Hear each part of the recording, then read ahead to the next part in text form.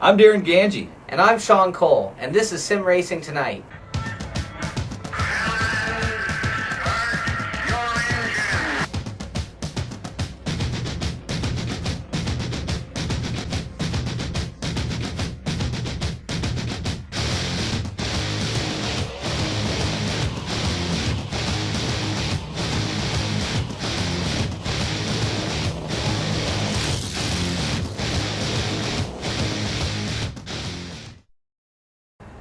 Well, here we are, Sean, episode 1 of Sim Racing Tonight, and man, what a cool studio. Yeah, it's really something. You know, we got full funding for season 1, so we're all set, man. Should we tell them what we got in store for tonight, or should we just get things started?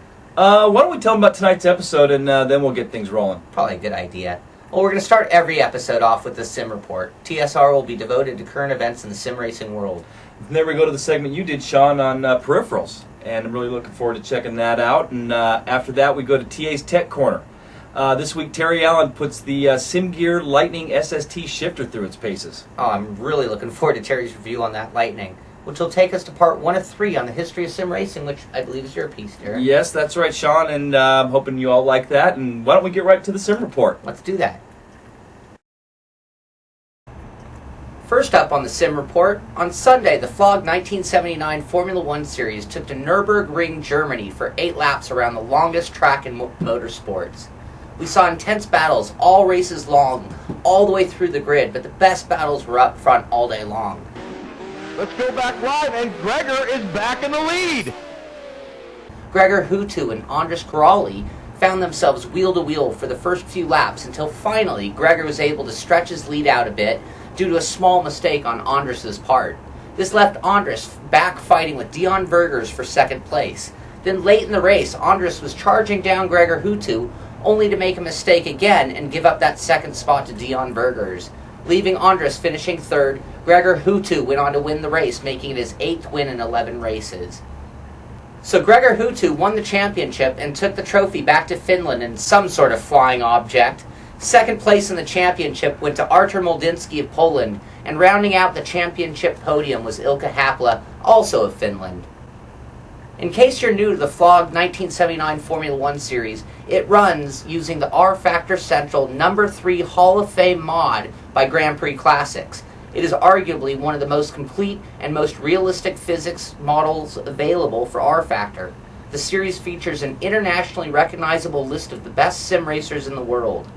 The entire season was covered live on Fogg TV, making it one of the first sim racing series to have flag-to-flag coverage for an entire series covered on live internet TV. We are looking forward to a big announcement from the SSCA about next season's series. You can go to sscarace.com for information, or just stay tuned to Sim Racing Tonight because we will stay on top of it for you. Darren? Can't wait to join you in the booth for that one, Sean. Where does the future lie in racing simulations? Rumor has it that iRacing is close to releasing something. This is more speculation than anything since we don't have any official word from iRacing. I have noticed more frequent posts and news blurb on iRacing.com's website. A little about iRacing. iRacing is headquartered in Bedford, Massachusetts, and was founded in September of 2004 by David Kamer, co-founder of Papyrus Racing Games, and John Henry, principal owner of the Boston Red Sox. Their mission is to create the world's most authentic, most sophisticated, accurate, PC-based racing simulation and advance a new branch of motorsports known as sim racing. This week at iRacing.com, they reported at their website that a company called Phoenix Performance has an order of 8 copies of the club racing version of the Pontiac Solstice GXP.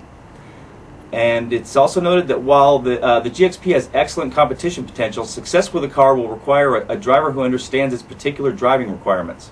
Most F1 teams don't have access to McLaren or Ferrari simulators or unlimited track time, but at iRacing.com, they're going to have an excellent and cost-effective solution for racers in other professional and amateur series. So basically, they're saying that sim racing is going to be, play a big part in testing for these teams.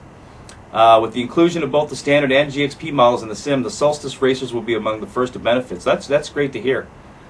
And so that sounds like iRacing may be close to releasing something very soon, and let's hope that we can all be part of that, and that the community is going to benefit from the great stuff that they have in store for us. Sean? Wow, Darren, I can't wait to hear what they have in store for us next out at iRacing. Founded by Dale Jr.'s Dirty Mo Posse gang, the DMP Racing Series is probably the premier NASCAR online racing series, who, by the way, are still using NASCAR 2003 as their base for all their league racing. Talk about the best of the best in simulated NASCAR racing. This is the series where the real NASCAR drivers run. Just go to their website and see for yourself. Dale Earnhardt Jr., Denny Hamlin, Martin Truex, plus most of the top names in sim car racing. Derek Wood, Kevin King, Tyler Hudson.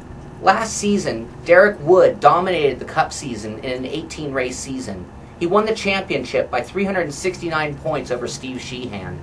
In the GN Series, a 16-race season, John Gorlinski beat out Bob Bryant by only 15 points to win the GN championship. If you're wondering out there why you don't hear the names of Dale Jr., Denny Hamlin at the top of that list, well, they actually only ran a handful of races due to their grueling real-life NASCAR schedules. Matter of fact, Dale Jr. won the race at The Rock on February 27, 2007. Dale also finished in 7th place at Bristol the next week and failed to finish in the top 10 in his 3rd race. Denny Hamlin ran 5 races in Season 7, and Martin Truex Jr. ran in 3. Denny Hamlin in 5 races put up 9th as his best finishing position, while Truex never cracked into the top 10. It just goes to show you how tough sim drivers can be compared to the real-world guys when it comes to driving a sim car. Put a sim driver in a real car, and I'm sure the story may be a tad different. This week, the Cup Series headed to Phoenix, Arizona for the Cognos Performance 156 at PIR. Brad Davies sat on the pole and took the checkers over Harrison Donovan and Kevin King. Ray Alfalla leads Brad Davies by only 16 points heading into race 3. Next week, the DMP Cup Series heads to Kansas for the Fortune High-Tech 200, and the GN boys follow them and run the Kansas 175.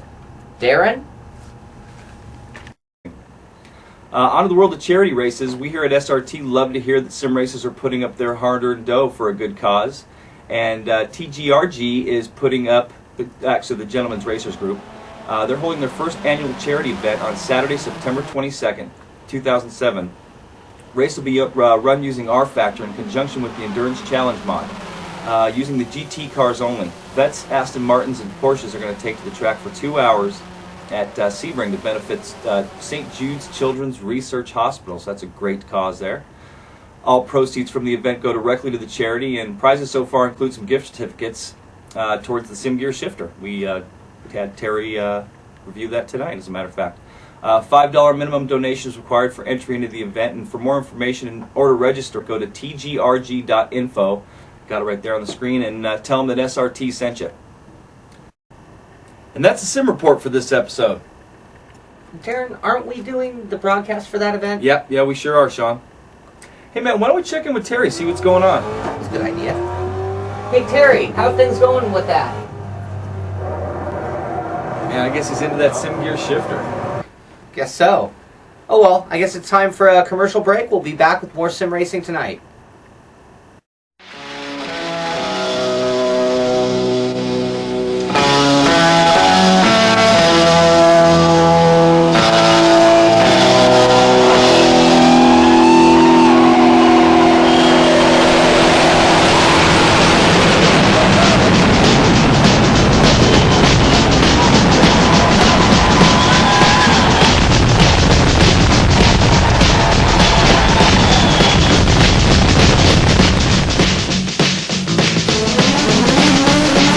Driving all night, man, went on the wheel.